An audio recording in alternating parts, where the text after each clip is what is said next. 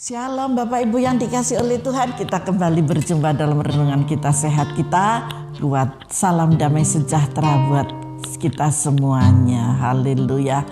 Mari kita masuk dalam pujian, setelah itu kita masuk menyembah Tuhan, dan setelah itu firman Tuhan yang bisa memberikan kekuatan dan memberikan inspirasi dalam kehidupan setiap kita.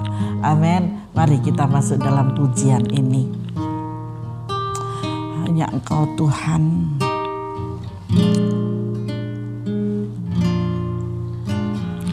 Hanya Engkau Juru selamatku, Tuhan Kau setia padaku. Percayalah, Tuhan Yesus sangat setia kepada saudara semuanya. Amin. Mari kita pegang setiap janji Tuhan, apa yang diberikan kepadamu, keselamatan, pegang janji keselamatannya. Dan janji keselamatan itu akan memberikan buah kepada kita semuanya. Jadilah saksi Kristus. Amin. Bapa dan sahabatku, bertulikan seluruh hidupku. Amin, amin Tuhan, terima kasih Bapa. Lemah aku tak ditinggalkan, Yesus kekuatan di hidupku. Amin, amin Tuhan. Terima kasih Bapa, Engkaulah kekuatan kami Tuhan.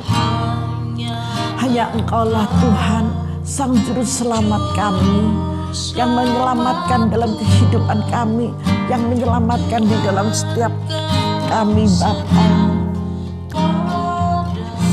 Hanya Tuhanlah yang setia kepada kita, Bapak Ibu yang dikasih oleh Tuhan. Mari kita pegang setiap janjinya. Amin, amin. Hidupku ku sembah Kau Allahku. Mari kita sembah Dia lebih dari hati kita. Amin, amin. Pulihkan seluruh hidupku. Walau lewati lembah, aku tak ditinggalkan, Yesus kekuatan di hidupku. Sembah Kau Allahku, Bapa dan sahabatku, pedulikan seluruh hidupku. Amin, amin. Lewati lembah, aku tak ditinggalkan, Yesus kekuatan di hidupku. Yesus kekuatan di hidupku. Amin. Yesus kekuatan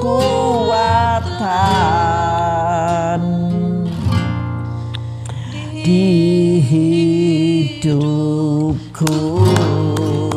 Mari kita sembah Dia. Oh, haleluya, haleluya.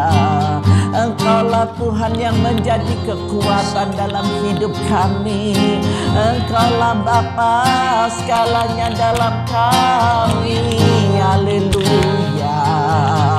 Bapa, Bapa terima kasih. Bapa terima kasih. Bapa terima kasih.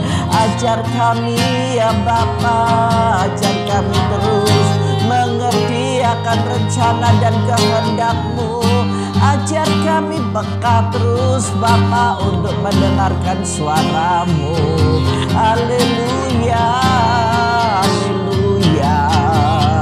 Bapa terima kasih, Bapa terima kasih.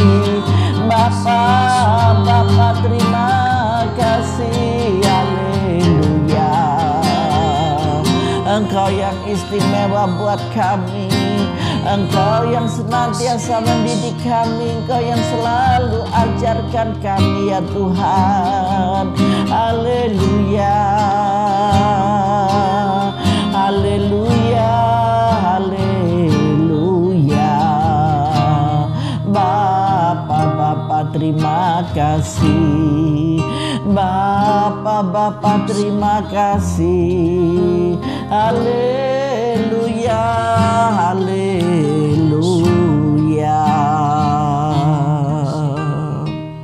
Bapa terima kasih. Berikanlah kepada setiap kami hati yang bijaksana Tuhan. Berikanlah kepada setiap kami Tuhan hati yang taat dan tunduk di dalam setiap otoritas-Mu. Terima kasih Bapa, kesempatan yang selalu Kau berikan buat kami. Kami terus mau mempersiapkan diri kami, mempersiapkan hati kami dan pikiran kami Bapa, untuk belajar bersama-sama untuk mengerti di dalam kebenaran firman-Mu. Karena firman Tuhan bukan hanya kami dengar, tetapi firman Tuhan kami lakukan. Jadikanlah kami Tuhan pemberita kebenaran-Mu bagi banyak orang. Jadikanlah kami Tuhan memberkati banyak orang. Terima kasih banyak Bapak, terima kasih. Kami siap untuk menerima kebenaran firman-Mu di dalam nama Tuhan Yesus Kristus. Yang siap menerima firman Tuhan, mari bersama saya katakan amin. Mari Bapak Ibu yang dikasihi oleh Tuhan, kita masuk dalam kebenaran firman Tuhan. Firman Tuhan hari ini saya ambil dari Lukas, kita baca dulu yuk.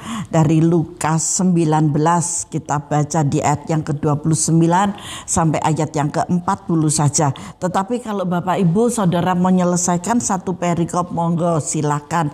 Dari ayat 1 pun gak masalah. Jadi Saudara bisa menemukan beberapa tema di sini. Ada Sakeus, ada perumpamaan tentang uang mina, terus ada Yesus yang dieluk-elukan, ada Yesus yang menyucikan bait Allah. Di situ banyak.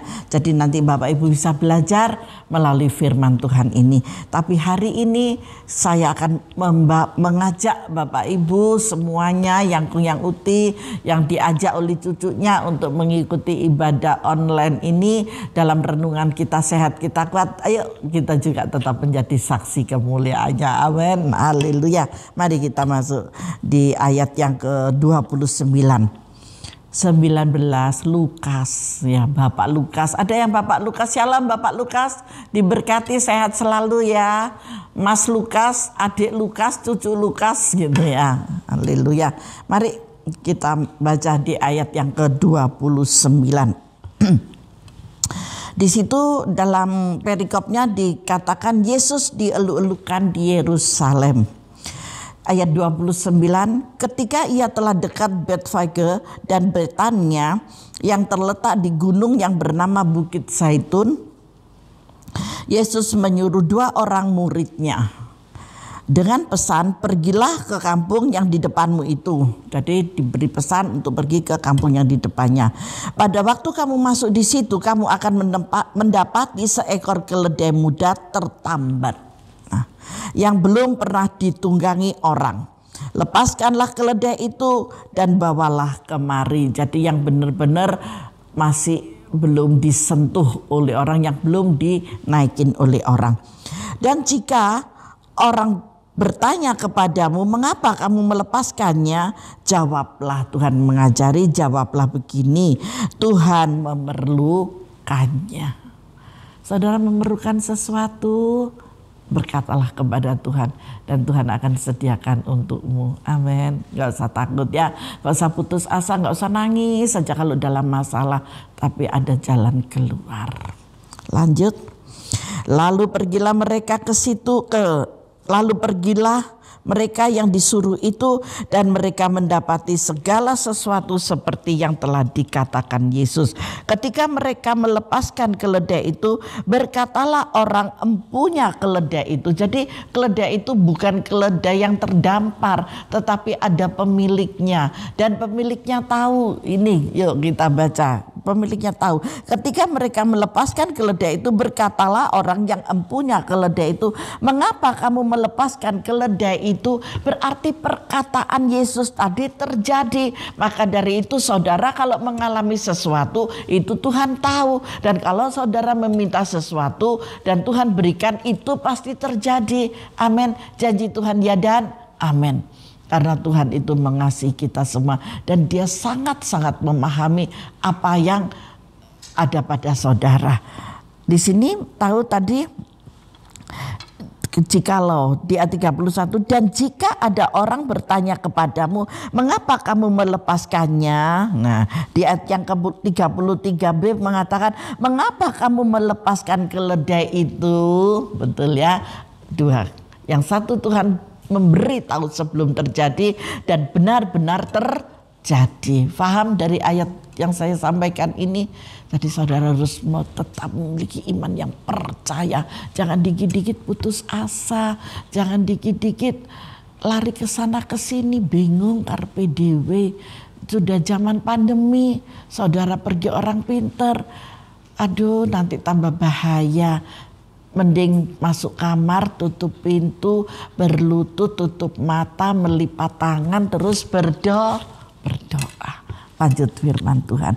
Kata mereka, Tuhan memerlukannya sesuai apa yang diperintahkan Tuhan. Mereka membawa keledai itu kepada Yesus, lalu mengalasinya dengan pakaian mereka dan menolong Yesus naik ke atasnya. Dan sementara Yesus mengendarai keledai itu, mereka menghamparkan pakaiannya di jalan. Ketika ia dekat Yerusalem, di tempat jalan menurun dari Bukit Zaitun, mulailah semua murid yang mengiringi dia bergembira dan memuji Allah dengan suara nyaring oleh karena segala mujizat yang telah mereka lihat. Mujizat yang mereka lihat. Kata mereka, ayat 37 dilingkari ya. Kata mereka, ayat 38, diberkatilah dia yang datang sebagai raja dalam nama Tuhan. Damai sejahtera di sorga dan kemuliaan di tempat yang maha tinggi. Beberapa orang Farisi yang turut dengan orang banyak itu berkata kepada Yesus, Guru, tegurlah murid-muridmu itu. Apa jawab Yesus? Aku berkata kepadamu, jika mereka ini diam, maka batu ini akan berteriak. Bapak Ibu yang dikasih oleh Tuhan, dari ayat 29 sampai dengan ayat yang ke-40 ini, Tuhan mau saudara dan saya keluar untuk menjadi saksi kebenarannya. Kalau saudara mengalami mujizat, jangan takut, jangan segan-segan untuk menyampaikan mujizat yang engkau alami, karena dari sana memberkati. Amin. Ada berkat Tuhan yang melimpah. Kita sampaikan begitu banyak penginjilan. Orang-orang bisa menerima Yesus hanya karena dari mulut ke mulut. Saudara kira kalau mulut kita tidak bisa menyampaikan Tuhan dengan cara lain? Apa itu? Yaitu dari batu. Saya membaca sebuah buku, dan di dalam buku itu terkait dengan firman Tuhan ini. Dan di dalam cerita ini, di sini saya tulis buat saudara supaya saudara jangan ragu untuk menyampaikan, untuk menjadi kesaksian kepada orang-orang semuanya, baik yang sudah mengenal Kristus. Kadang banyak orang-orang yang mengenal Kristus tetapi imannya masih 50%, semangatnya masih 50%, dagingnya masih 50%. Kalau sudah 50% ku seperti ya, seperti tidak. Iya apa enggak? Iya apa enggak? Iya apa enggak gitu. Kalau 100% aku percaya, aku yakin, aku pasti, dan aku bisa. Amin. Itu sudah 100%. Nah, di sini saya menulis sebuah cerita ya. Ada seorang seniman, dan seorang seniman ini bagaimana caranya aku untuk memberitakan Injil Kristus. Terlalu sulit aku untuk berbicara. Dan orang ini mulai menata dirinya. Dengan bakat seninya, orang ini kan seniman. Dengan bakat seninya, orang itu mulai melukis ayat-ayat Alkitab dan kata-kata rohani pada batu-batu halus. Ia kumpulkan dari pantai dan ia menjual hasil karyanya itu dan menggunakan uangnya untuk membantu karya misi. Batu-batu itu dipakainya untuk bersaksi tentang Yesus kepada orang lain. Nah, ini seorang wanita dan dia pelukis, dia pandai sekali untuk melukis. Bagaimana caranya? Dia pergi ke sebuah pantai dan dari sana dia dari pasir, dari batu karang itu dia buat dengan menjadi satu tulisan ayat-ayat firman Tuhan yang memberikan kekuatan dan itu dijual. Setelah dijual menjadikan pelayanan misi. Saudara yang dikasih oleh Tuhan, saudara ini kepanjangan daripada bibir dan lidah Allah. Kepanjangan daripada tangan Allah.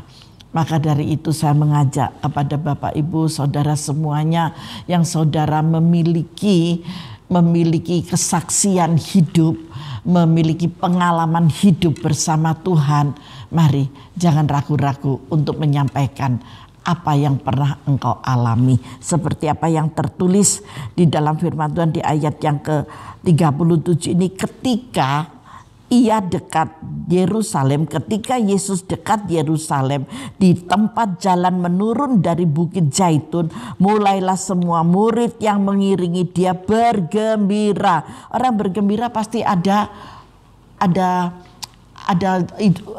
kalau orang bergembira itu pasti ada sesuatu yang dia rasakan. Apa yang dia rasakan? Dan memuji Allah dengan suara nyaring. Kenapa? Ada sebabnya orang bergembira itu. Oleh karena segala mujizat yang telah mereka lihat. Berarti Tuhan Yesus membuat satu mujizat. Di sini mujizatnya itu tidak ditulis dengan jelas. Berbagai mujizat.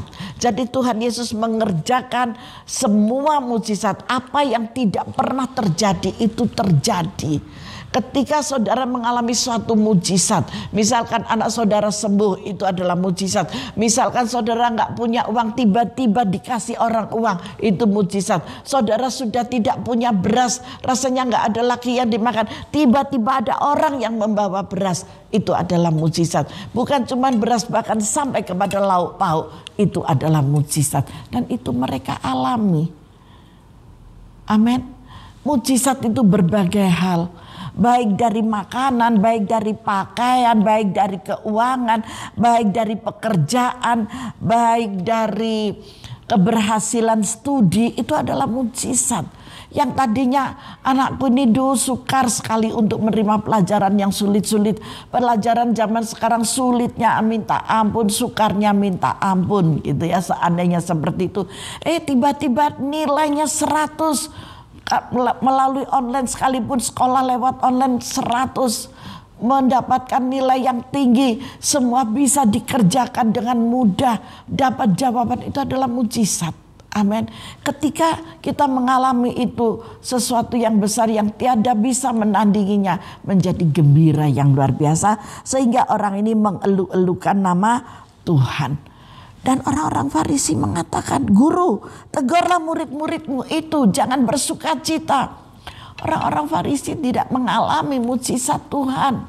Orang-orang Farisi itu bisa membaca firman, bisa tidak mengerti, bisa membaca, bisa hafal ayat, hafal, tapi dia mengerti enggak. Maka dari itu, mari Bapak Ibu, kita jangan menjadi hanya orang yang bisa mendengar tetapi tidak bisa melakukan. Tuhan mau saudara dan saya menjadi pelaku-pelaku firman Tuhan yang bisa diandalkan. Doa orang benar sangat besar kuasanya. Jangan sampai kita salah. Amin. Tetapi doa orang benar sangat besar kuasanya.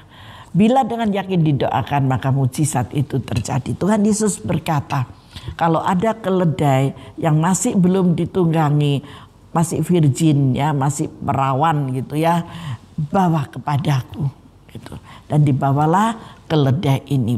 Jangan sampai salah konsep ya, jangan salah konsep. Keledai yang belum pernah ditunggangi oleh orang. Jadi yang betul-betul masih murni, yang masih bersih. itu lepaskan. Dan bawa kemari kalau ada orang yang bertanya, Yesus membutuhkan. Dan itu terjadi. Begitu keledai itu dilepaskan, yang pemilik keledai itu bertanya, kenapa engkau melepaskan ini? Yesus membutuhkan. Nah, ketika Yesus membutuhkan saudara, buang hatimu. Tuhan mau semuanya itu yang terbaik yang kau berikan untuk Tuhan. Itu maksud saya. Jadi berikan hati yang terbaik untuk Tuhan, menjadi saksi kemuliaannya dan menjadi berkat bagi banyak orang. Amin. Karena apa? Karena Tuhan bilang di ayat yang ke-40, jawabnya, aku berkata kepadamu apa? 1, 2, 3. Jika mereka ini diam, maka batu ini akan berteriak. Saya tadi mengambil contoh dari dalam catatan saya, seorang pelukis itu Tuhan Yesus bisa memakai batu untuk berbicara kalau kita tidak mau dipakainya. Tetapi saya ajak kepada Bapak Ibu Saudara sekalian semuanya, saudara mengalami mujizat? Belum, Bu. Kalau tidak kena COVID-19 itu adalah mujizat. Tidak ada COVID-19. Kena pun COVID-19, saudara masih hidup, itu adalah mujizat. Setuju dengan saya? Kalau yang setuju berikan kemuliaan bagi Tuhan. Amin. Nah, kita sehat itu adalah mujizat. Kita diberkati adalah mujizat. Bukan berarti orang-orang yang sudah meninggal itu tidak mengalami mujizat. Keluarga yang masih ada itu adalah mujizat. Ketika mujizat itu datang kepada saudara, ketika mujizat itu tinggal di rumah saudara, mari kita menjadi kesaksian kemuliaan bagi nama Tuhan. Kalau tidak, Tuhan pun bisa memakai batu-batu ini untuk berbicara dan menyaksikan. Haleluya. Saya sudah menjelaskan hal ini ya. Di ayat 39 dengan jelas ya. Orang Farisi bisanya berteriak dan meminta supaya murid-murid Yesus menutup mulutnya. Tetapi di sini dikatakan, kalau murid-muridku diam, batu ini akan berbicara. Dan apa yang dikatakannya, saya hanyalah orang biasa yang memberitahu setiap orang tentang seseorang yang dapat menyelamatkan semua orang. Dari lukisan itu tertulis kata-kata ini. Orang pelukis itu hanyalah orang biasa yang memberitahu kepada setiap orang tentang seseorang yang dapat menyelamatkan semua orang, yaitu Yesus Kristus Tuhan namanya. Haleluya. Amin. Tuhan Yesus memberkati kita semua. Jangan sampai batu-batu yang berbicara, tetapi haruslah saudara dan saya yang diberikan nafas kehidupan. Kita berbicara tentang kemuliaan bagi namanya. Kabar keselamatan kita sampaikan. Jadilah saksi kemuliaannya. Haleluya. Mari kita masuk dalam doa. Bapa, kami bersyukur buat kebenaran firman-Mu hari ini yang mengajarkan kepada kami, menuntun kami supaya kami menjadi saksi kemuliaan-Mu bagi banyak orang. Pakai kami Tuhan sebagai alat kerajaan-Mu. Pakai kami Bapa sebagai perabot rumah tangga-Mu Tuhan. Di dalam kuasa kasih dan anugerah-Mu Bapa, ketika perabot-perabot ini bisa dipergunakan, maka Engkau tidak akan membuangnya, tetapi Engkau akan mempergunakan terus dan terus, semakin hari semakin indah dan dipergunakan. Bapa, terima kasih buat kebenaran firman yang hari ini sudah kami terima, dan kami mau Tuhan untuk lebih lagi dimengertikan. Kami mau lebih lagi Tuhan untuk dipakai sebagai kepanjangan daripada bibir dan lidah Allah, dan kepanjangan daripada tangan dan kaki Allah sendiri. Terima kasih banyak. Terima kasih Bapa, terima kasih. Kami terima berkat-Mu di dalam nama Tuhan Yesus Kristus. Haleluya. Yang setuju bersama saya katakan amin. Tuhan Yesus memberkati kita semuanya.